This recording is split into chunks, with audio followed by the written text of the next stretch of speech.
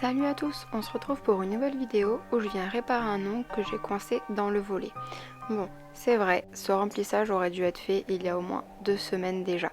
Voici la pose que j'avais effectuée début janvier. Comme vous le voyez, j'ai mon hyponychium avancé, mais par chance, celui-ci n'a pas été touché. Comme d'habitude, je viens tout désinfecter, puis ensuite, je viens repousser les cuticules. Avec mon embout A, je viens lever ma cuticule pour ensuite la découper. Donc avant de découper ma cuticule, je vais venir prendre mon embout B et je vais enlever tout le reste de gel. Bien entendu, je fais attention de ne pas blesser mon hyponychium. Voilà ce que ça donne avant la préparation de la plaque. Ensuite, je vais donc préparer la plaque avec mon grain 100 et 180. Cela dépend des endroits où j'ai du gel ou non. J'en profite pour couper la partie de l'ongle qui est élevée. Je viens dépoussiérer mon ongle et couper les cuticules. Comme à mon habitude, je viens finir de nettoyer mes cuticules avec mon embout boule. Et après avoir dépoussiéré, je viens désinfecter une nouvelle fois ma plaque. Pour finir ma préparation, je viens mettre une goutte de nail fraîche. Cette fois-ci, je vais travailler avec la fibre base cover. C'est une nouvelle gamme de rubber avec des fibres synthétiques à l'intérieur. Ce qui est bien, c'est que les fibres vont à la catalysation, s'accrocher entre elles et donc rendre votre ongle plus résistant. Comme avec toutes mes bases, je viens les appliquer sur mon ongle naturel en les frottant et je catalyse 60 secondes. Maintenant, je vais passer à la pose du chablon. Pour cette fois-ci, j'ai choisi les chablons Salomform.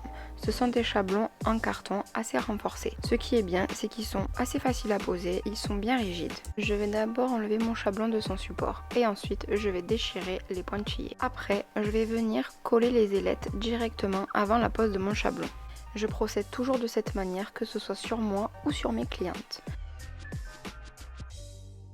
Ensuite, je vais venir essayer le chablon sur mon doigt et je vais visualiser où je vais devoir découper en latéral. Une fois la découpe faite, je vais pouvoir replacer mon chablon et procéder à ma rallonge. Lorsque je mets mon chablon, je fais attention qu'il soit bien droit, ni trop bas, ni trop haut. Ensuite, pour bien dessiner la forme amande, je vais venir plier mon chablon à la longueur voulue. Exemple, votre cliente veut la longueur jusqu'au 3. Je vais venir pincer mon chablon au 3. Du coup, ce sera beaucoup plus simple de visualiser l'amande avant la pose d'extension. Pour cette pose, j'ai choisi de vous montrer le baby pink. Vous pouvez voir par vous-même la texture de ce gel. Il est ni trop liquide ni trop épais, il se place vraiment tout seul sans couler. Du coup, je viens réaliser mon extension, je dessine bien la forme amande avant de catalyser.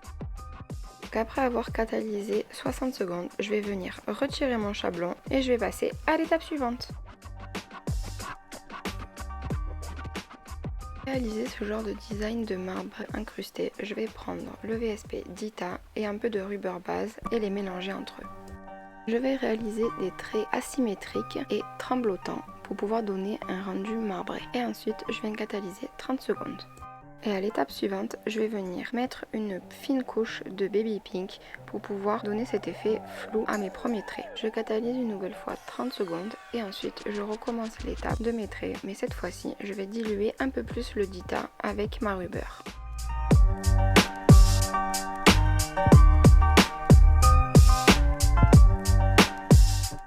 Donc une fois avoir catalysé l'étape précédente, je vais venir finir ma construction avec mon baby pink. Et après avoir dégraissé mon ongle, je vais passer à l'étape limage. L'exercice n'est pas très simple pour moi parce que même si je suis gauchère, je lime toujours de la main droite. Du coup, j'ai accéléré la vitesse de cette étape. Comme à mon habitude, après le limage, je viens toujours mettre un coup de désinfectant sur ma brosse pour retirer toutes mes poussières.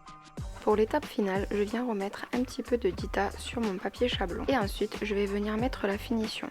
Sans la catalyser, je viens réaliser mes derniers traits. Du coup, quand je vais catalyser ma finition, les traits de Dita seront prisonniers dedans ou n'auront pas de résidus collants.